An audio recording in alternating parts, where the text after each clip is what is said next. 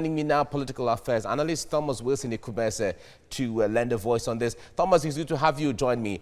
Why do you think this issue is very controversial?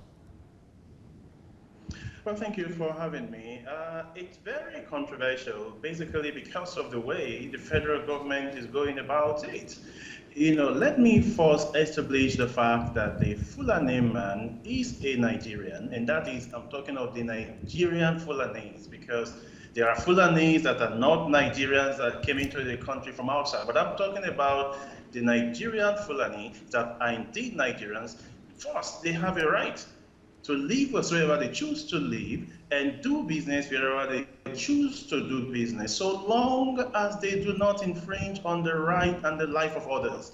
That is important that we must define. But over the past couple of months and years, we've always had these clashes between farmers and herders. Now we are having kidnapping, we're having security issues. So we have talked about the fact that ranching is the way to go. Even the 2014 National Constitutional Conference recommended ranching. But the way the federal government is going about the implementation of Ruga is even totally different. All right, yeah, but Thomas, but the federal government has decided to suspend the Ruga initiative for now. But we got a reaction from a northern youth telling, or in fact threatening or giving an ultimatum to the federal government to reinstate the implementation of the Ruga. What do you think this might snowball into?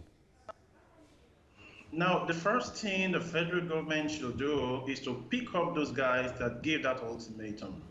Because Ruga is different from National Livestock Transformational Plan, which is a 20-year program from 2018 to 2017, 179 billion naira. So you cannot give an ultimatum to the federal government for reversing Ruga that was ab initio not part of the plan that we have in the nation. So the first thing is they should pick those guys up for giving such an ultimatum. That is the way to go about it, because Ruga is going to create conflict. The Fulani man has a right to live anywhere, he has a right to do business anywhere in the country, as long as he respects the right of other people, and other people must respect their right. And I'm glad that the federal government has realized that Ruga will cause conflict, and they have withdrawn the implementation of Ruga. So those who are giving the government an ultimatum, they should be picked up because they are enemies of the nation.